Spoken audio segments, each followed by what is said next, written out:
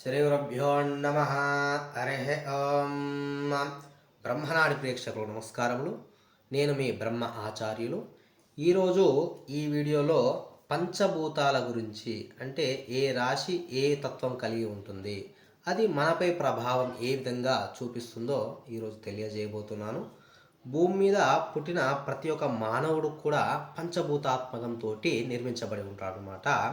అగ్నితత్వంతో, భూతత్వంతో, వాయుతత్వంతో, జలతత్వంతో, ఆకాశతత్వంతో.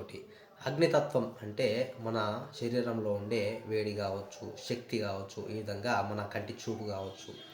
మరియు భూతత్వం అంటే మన శరీర కండరాలు, మాంసము, ఇవన్నీ కూడా. వాయుతత్వం అంటే మనం పీల్చుకునే గాలి. జలతత్వం అంటే మన శరీరంలో ఉండే అన్ని ప్రవహించే రక్తం కావచ్చు, అన్ని లిక్విడ్ అనమాట. ఇంకా ఆకాశతత్వం వచ్చేసి మన ఆత్మ. ఈ విధంగా ప్రతి ఒక్క మానవుడు కూడా పంచభూతాలతోటి నిర్మించబడి ఉంటాడు. కాకపోతే ఏమవుతుందంటే, ఏ భూతం ఎక్కువ సమతుల్యత లోపిస్తుందో అప్పుడు మనకు అనేది నెగటివ్ ఇంపాక్ట్ అనేది మనపై పడుతుంది అనమాట.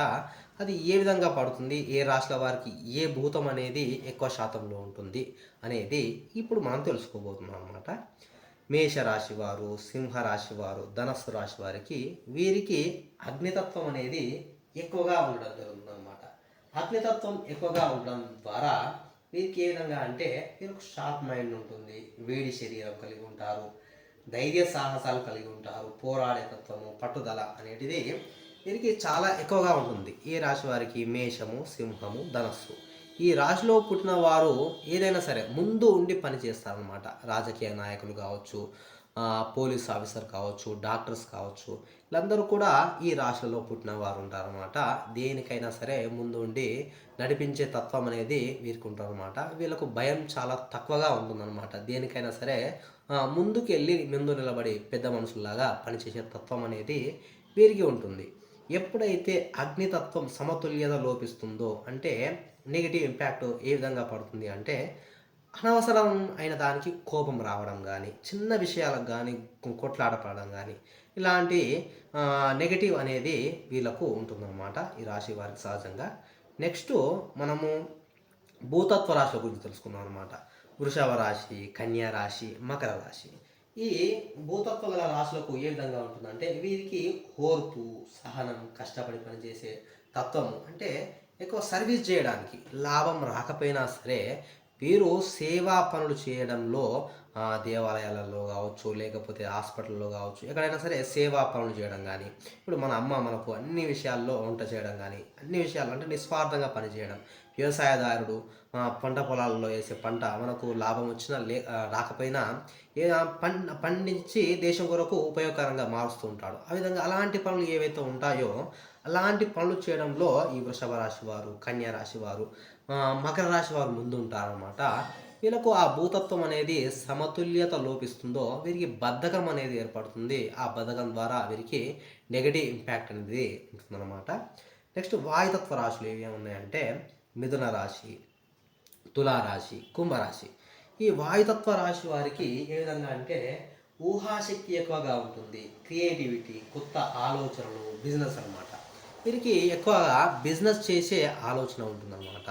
ఈ తులారాశి వాళ్ళలో జన్మించిన వారు ఎక్కువ మంది కూడా క్రియేటివిటీ ఫీల్డ్లో, అంటే సినిమా ఇండస్ట్రీలో రచనలు చేయడం కానీ, డైరెక్షన్ చేయడం కానీ, సాంగ్స్ రాయడం కానీ, కథలు రాయడం కానీ, ఇలాంటి తత్వానికి ఎక్కువ.